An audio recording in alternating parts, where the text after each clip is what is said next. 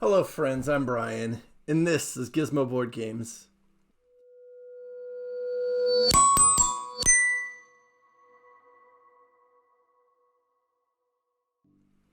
Today, I am bringing you a top 5 list of my least favorite game, I guess we'll call them mechanisms, game types, game styles.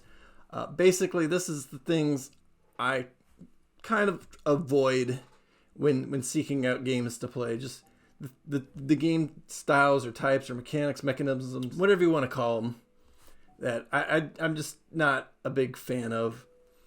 Starting with, my 5th least favorite to my overall least favorite. And I pretty much avoid these type of games every time I see them. And I don't have any in my collection that I can recall. So we'll talk about that a little bit when we get there.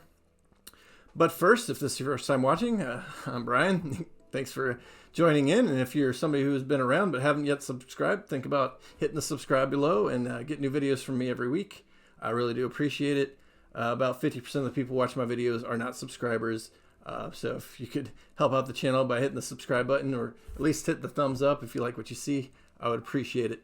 Without any further ado, let's go ahead and get in the list of my 5 least favorite game mechanisms, for lack of better terminology. So my number 5 least favorite game mechanism is dexterity games.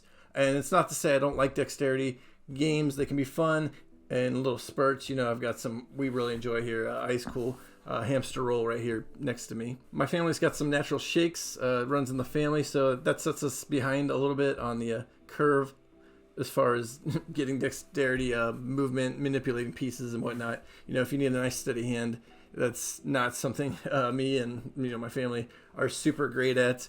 But there can be some fun dexterity games. You can have a lot of quick laughs and then move on. So I'm not hating them. I'm just not seeking them out. They don't give me a lot of complex challenge. And again, they don't suit my heredity, I guess. But that's my number 5 least favorite game mechanism, and it's dexterity games. Number 4, it's hard to pick this one out of a crowd. One thing I don't like is when there's no variability in a game. So it's kind of hard to say, I can look on the game shelf and be like, yeah, this is it. But basically, if it's got no alternate, everybody's got the same starting abilities, the same income, I guess income's usually the same, but there's no deck of cards that are going to change up the setup, or no hidden goals or hidden, anything that sets one player apart from another or one game apart from another one. And again, I can pull out hamster roll here. Every time you play the game, you're starting with the same starting pieces, the same setup. All you're doing is determining player order. So the game's going to play out pretty much the same every time you pull it out. And so for me, that just gets old real quick. So I try to avoid games that don't have some semblance of variability, whether it's individual player powers or goals or just a bunch of different cards. So when you're shuffling them up and pulling them out, you're going to just get a variety of the game from game to game, and you're not literally playing the same game over and over again. And that's my number 4 least favorite, is just the lack of variety in a game. Number 3 for me, and represented here by Gloomhaven, is campaign games. I've just never been much of a reader, thinker. I've never got into Dungeons and Dragons lore, reading stories and getting into the thematics of following a character. And a lot of times with campaign games, there's just a lot of bookkeeping. I don't want to try to remember from game to game where I left off and what I had and what I was doing and carrying on down the campaign. Maybe if I played them more regularly, it wouldn't be that big of a deal. Another thing, especially with Gloomhaven, is you've got the city, so you got to set up that and pull out and figure out what you're doing in the city, and then you get ready to go to your dungeon. So you put the city away, and now you've got road event cards. So then you got to figure out that event and things, and then you're going to the dungeon. Then you got to flip to the page there and set up the dungeon and set up it. It's just a lot of bookkeeping, a lot of work. And I don't mind the flavor text. I'm not gonna say I don't like flavor text. It does add to the game, but I don't need it. It take it or leave it. And especially if it's a long page worth of reading. I don't care about it.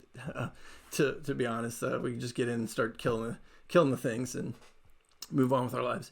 So again, just not into campaign games, and we'll get into when I get to my video in the future, and I am going to do the top 10 mechanisms I do enjoy here in a couple weeks, and we'll look at something kind of similar to campaign that I do enjoy.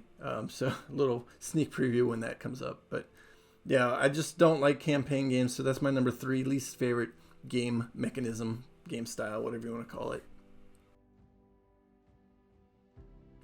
Number 2, I don't really have a strong representative of this game. I've kind of pulled out Brew here just because it kind of leans into it a little bit at times. And that is Take That games, or especially games where you can target one player. Everybody can kind of gang up on one person, and that person's not going to have a good time if everybody's kind of picking on them. There's plenty of games that do that, you know. Obviously, if it's a game that's either going to play quick, so it doesn't matter, it's not that big a deal, or definitely a 2-player game. Basically, every 2-player game is going to be kind of a Take That because, you know, it's you and them. No, it's games more like Munchkin comes to mind. I don't like Munchkin. Brew has a little bit of it. Basically, it's where everybody can go in and kind of kill the game of one player or just be non-inclusive to a player. I'm not a big fan of those games, and I usually try to avoid games that revolve around Take That. That's not to say I can't deal with some semblance. I really like Libertalia, Winds of Galecrest. It's got a little bit of Take That in the cards, but everybody's got the same card, and you're only going to pick on one person when that card comes out, and it's not as big of a deal if that card's in play. But it's more of the games that just revolve around, yeah, you definitely want to play bad cards on this or mess with their tableau or whatever the case is for each individual game. That's my second least favorite type of game, and that's Take That games. Which brings me to the number 1 least favorite type of game for me, and I don't have a representative at all in my collection that I could find and remember, but it is lying and deceiving and bluffing games. I'm just not a good liar. I don't like doing it. I don't like deceiving. I don't mind, and again, we'll get to this in a couple weeks, perhaps. I don't mind if there's a hidden traitor mechanic. It's a co-op game, and one person might be like going against the group. I don't mind that. I don't see that as lying and deceiving so much as they've got their own objective that while they're kind of working with the group, they've got their own objective that they're trying to disrupt. No, I'm talking about games like Sheriff of Nottingham, where you're straight up saying, I've got 2 apples in my bag. Don't look in it. Take this coin to not look at it. I swear. Things like that. It's just not fun to me to try to lie and deceive people straight up as the only mechanic in the game. Like I said, with Hidden Traitor, that's not the only mechanic, whatever you want to call it. You've got the group play, and you know the group can usually in those type of games kick you out of the game if they catch you. So it's not straight up lying and deceiving, such as Sheriff of Nottingham, and I don't even know that I've played many others. None of them are coming to mind. That's the big one that I do not like, that I know a lot of people like, and it can be fun.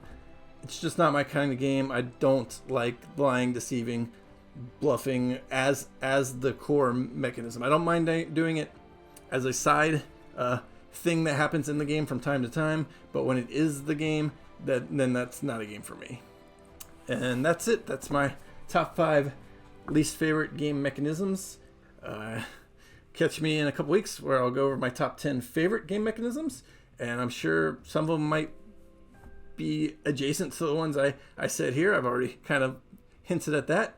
But anyway, I appreciate you following along here. And like I said at the beginning, give me a thumbs up if you like this video. Hit the subscribe button if you want to see more videos like this. I try to put out a video every week. I do reviews. I do lists. I just talk at the camera from time to time.